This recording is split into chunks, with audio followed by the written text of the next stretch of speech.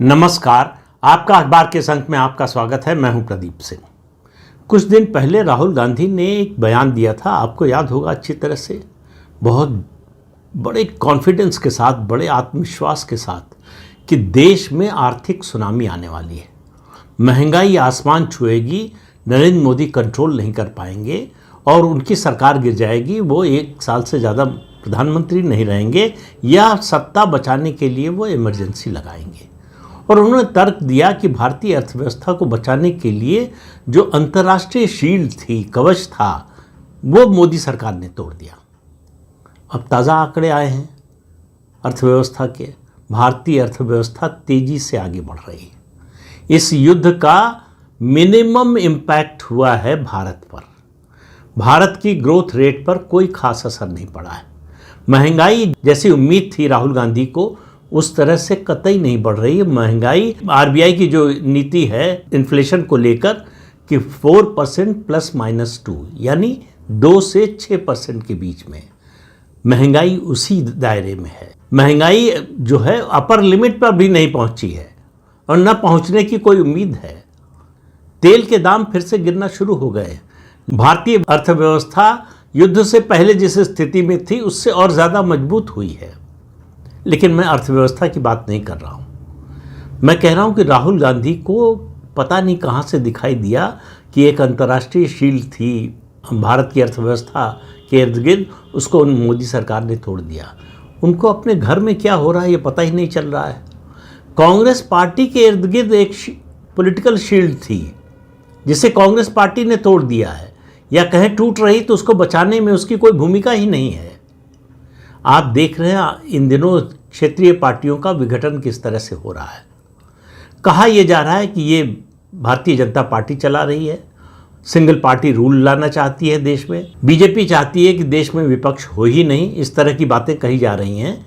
ये पार्टियां टूट रही हैं, इसमें भारतीय जनता पार्टी की भी भूमिका हो सकती है, मैं इससे इनकार करने को तैयार नहीं हूँ। लेकिन सवाल यह है कि ये पार्टियां क्यों टूट रही हैं, और इस सवाल के जवाब में एक सवाल है जो इसका जवाब देगा कि ये पार्टियां बनी क्यों थीं। इन पार्टियों का गठन, इन पार्टियों का जन्म अगर आप याद कीजिए तो तब हुआ जब कांग्रेस राष्ट्रीय पार्टी के रूप में कमज़ोर होना शुरू हुई, और इसकी शुरुआत हुई तमिलनाडु से, जहाँ तक जितना मुझे याद है 1967 में। तमिलनाडु में कांग्रेस पार्टी की सरकार थी 52 से लेकर 67 तक। 67 में जब चुनाव हुआ तो सी राजगोपालाचारी राजा जी कांग्रेस से निकल गए, अलग पार्टी बनाई, क्षेत्रीय दलों से समझौता किया, कांग्रेस पार्टी सत्ता से बाहर हो गई, आज तक लौट कर नहीं आई। डीएमके, एआईडीएमके यही राज करती रही। अभी 26 में एक नई पार्टी टीवीके आई है, एक्टर जोसेफ विजय के नेतृत्व में, वो सत्ता में आई है। तो कांग्रेस पार्टी जहाँ से गई तमिलनाडु, वहाँ से लौट कर नहीं आ पाई। तो इसके अलावा आप देखिए जो क्षेत्रीय दल बनना शुरू हुए, 67 के बाद 69 आया, 69। कांग्रेस पार्टी में 2 फाड़ हो गया, स्प्लिट हो गई, कांग्रेस ओ कांग्रेस आर बन गई। उसके बाद क्षेत्रीय दलों का पनपना शुरू हुआ, उनका जन्म होना शुरू हुआ, क्योंकि कांग्रेस कमज़ोर हुई। उससे पहले 67 में ही जब आम चुनाव हुआ तो कांग्रेस पार्टी कमज़ोर हो गई थी। कई राज्यों में कांग्रेस की सरकार नहीं बनी, या बनी तो उसको पूर्ण बहुमत नहीं मिला था, इसलिए चल नहीं पाई। 11 या 12 राज्यों में समवित सरकारें बनी 69 से 71 के बीच में। समवित सरकार का मतलब संयुक्त विधायक दल की सरकार। इसमें कांग्रेस से टूटा हुआ धड़ा और उसके अलावा दूसरे क्षेत्रीय दल ही उनको कहेंगे, क्षेत्रीय ही था उनका, उसमें जनसंघ थी, कम्युनिस्ट पार्टियां थी, उसके अलावा जो है समाजवादी पार्टी, मतलब ये अखिलेश यादव वाली समाजवादी पार्टी नहीं, लोहिया की समाजवादी पार्टी की बात कर रहा हूँ, उसके धड़े थे, संसोपा, प्रसोपा, और कांग्रेस टूट चुकी थी तो कांग्रेस ओ का घटक, ये सब मिलकर जो है संयुक्त विधायक दल बना, विधायक इकट्ठा हुए और सरकार बना लिए। ये अलग बात है कि चूँकि ये भानुमति का कुनबा था इसलिए ज़्यादा लंबा चला नहीं, ये सरकारें ज़्यादा चल नहीं पाई। और 1971 में इंदिरा गांधी की और केंद्र में और 1972 में राज्यों में जो जीत हुई, उसने इस प्रक्रिया को धीमा कर दिया, या कहें फौरी तौर पर रोक दिया। लेकिन 1977 में जब जनता पार्टी जीती, कांग्रेस पार्टी हार गई, सत्ता से बाहर हो गई, इंदिरा गांधी अपना चुनाव हार गई, उसके बाद क्षेत्रीय दलों का उभार तेज हो गया और मंडल कमीशन के बाद ये क्षेत्रीय दल और ज़्यादा, खासतौर से उत्तर भारत में और ज़्यादा ताकतवर हो गए, सत्ता में आ गए।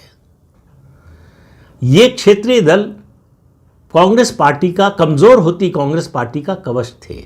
अब आप कहेंगे क्षेत्रीय दल तो कांग्रेस का ही जनाधार लेकर पनपे और बढ़े, वो कांग्रेस का कवच कैसे थे? कांग्रेस का कवच इसलिए थे कि ये ज़्यादातर क्षेत्रीय दल भाजपा विरोधी थे। ये सेकुलरिज्म के नाम पर, समाजवाद के नाम पर, इन दो फर्जी अवधारणाओं के नाम पर इकट्ठा होते रहे। मकसद सिर्फ सत्ता था। हर पार्टी का होता है मकसद सत्ता, लेकिन ये सत्ता के लिए जो है ये इस कोशिश में नहीं थे, या इनका उद्देश्य ये नहीं था कि हमको सत्ता में आना है। इनका घोषित लक्ष्य था कि भाजपा को नहीं आने देना है। तो भाजपा को रोकने के लिए अब ये इतना खुला हुआ सिद्धांत था कि इसमें आप किसी का भी साथ ले सकते हैं, किसी के भी साथ जा सकते हैं, उसमें कोई दुश्मन नहीं बचता, सब दोस्त हो जाते हैं। तो इन क्षेत्रीय दलों ने ये चलाया, कांग्रेस ने इसका समर्थन किया। एक समय गैर कांग्रेसवाद की राजनीति चली थी, उसमें कांग्रेस टूटी और क्षेत्रीय दल बने, और फिर अब जो है परिस्थिति जो बन रही है उसमें गैर भाजपावाद की राजनीति चल रही है।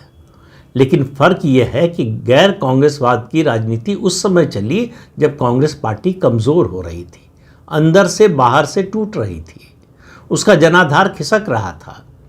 गैर भाजपावाद की राजनीति उस समय चल रही है जब भारतीय जनता पार्टी लगातार मजबूत हो रही है, उसका जनाधार बढ़ रहा है, उसका सामाजिक विस्तार हो रहा है, भौगोलिक विस्तार हो रहा है।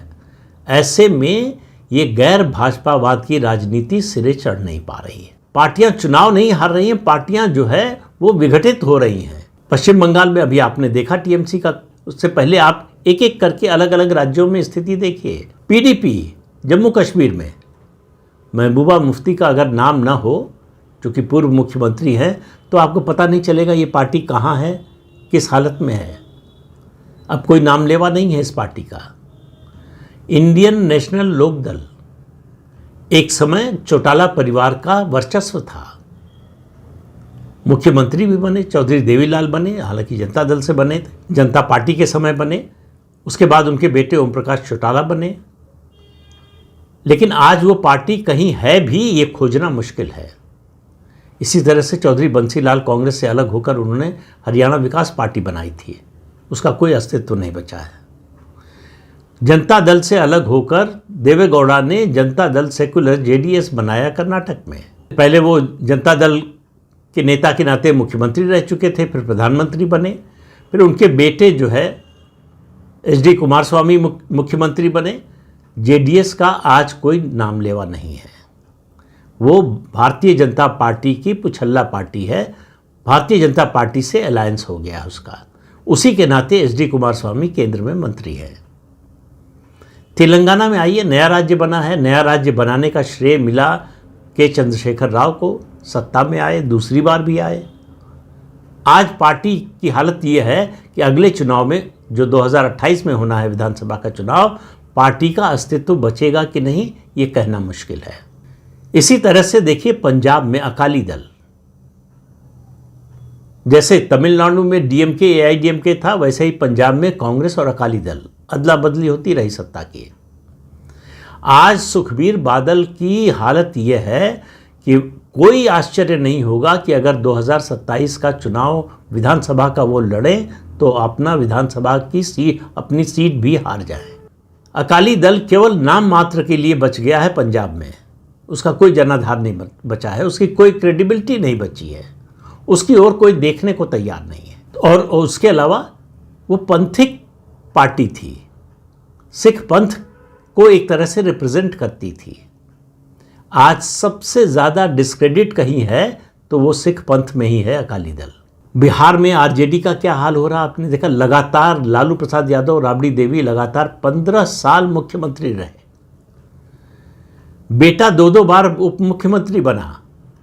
आज हालत यह है कि बड़ी मुश्किल से विधानसभा चुनाव में नेता प्रतिपक्ष बनने लायक सीटें मिली हैं, यानी 243 में से 25 सीटें, एक भी कम हो जाती तो नेता प्रतिपक्ष का पद भी नहीं मिलता। उत्तर प्रदेश में बहुजन समाज पार्टी, मायावती 4 बार उत्तर प्रदेश की मुख्यमंत्री बनी।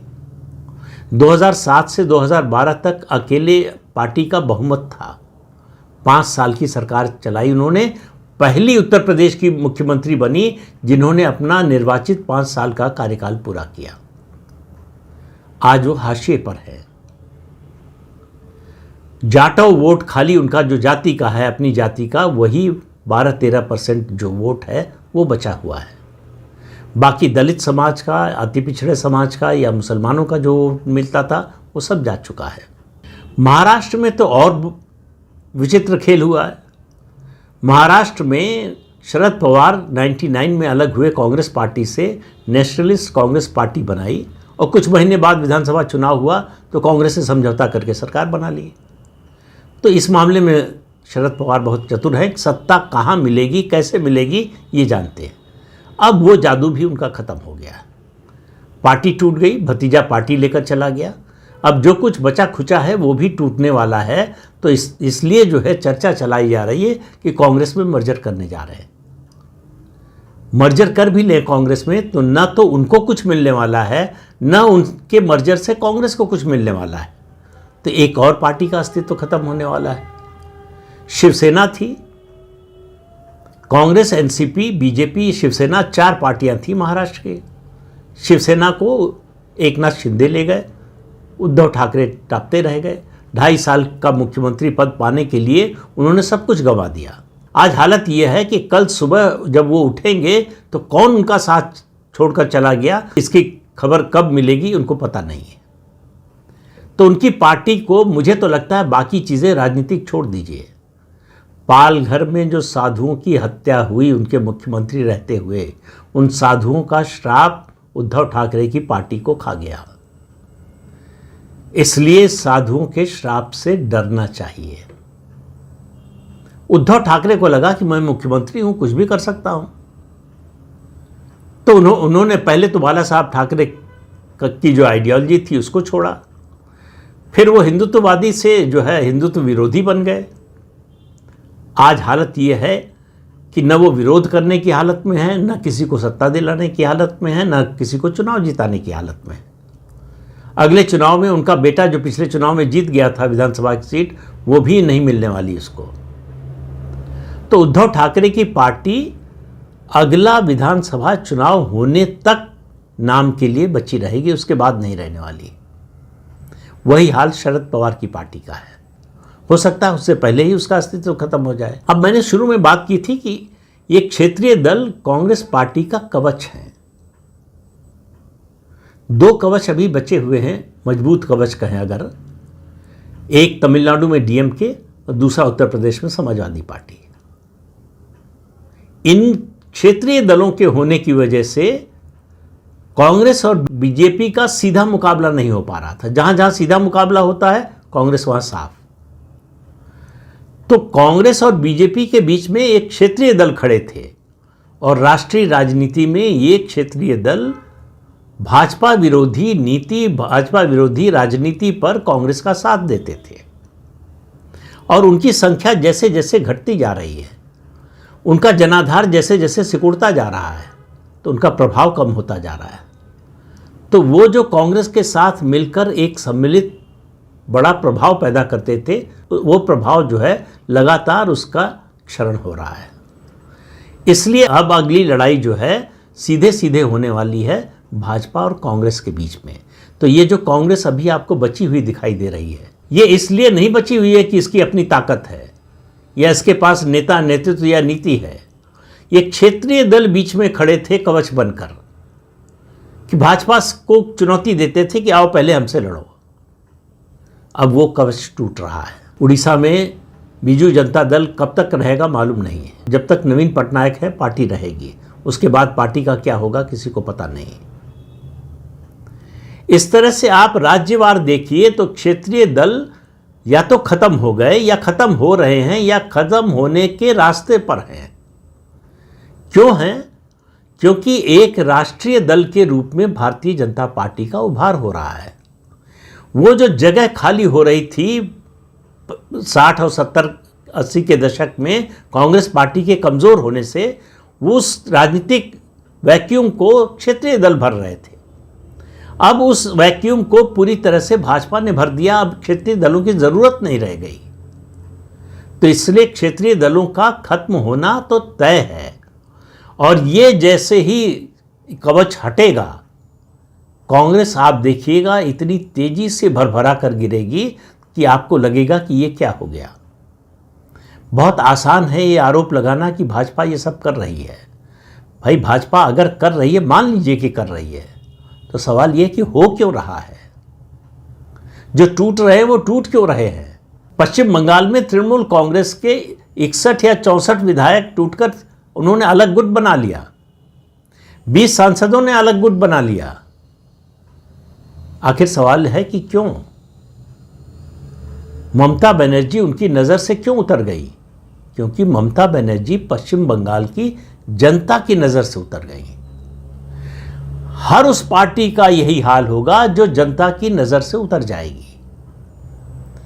जो जनता की नज़र से नहीं उतरा है उसका भाजपा कुछ भी, कितनी भी ताकत लगा ले, कुछ नहीं कर सकती। इसलिए समस्या कहीं और खोजने की बजाय अपने अंदर झांकने की ज़रूरत है, अपने को मजबूत करने की ज़रूरत है। जो 1951 में जनसंघ बनने के बाद से भारतीय जनता पार्टी लगातार करती रही है, चुनाव हारती रही है और फिर उठकर खड़ी होकर धूल झाड़कर फिर खड़ी होती थी और फिर तैयारी में जुट जाती थी।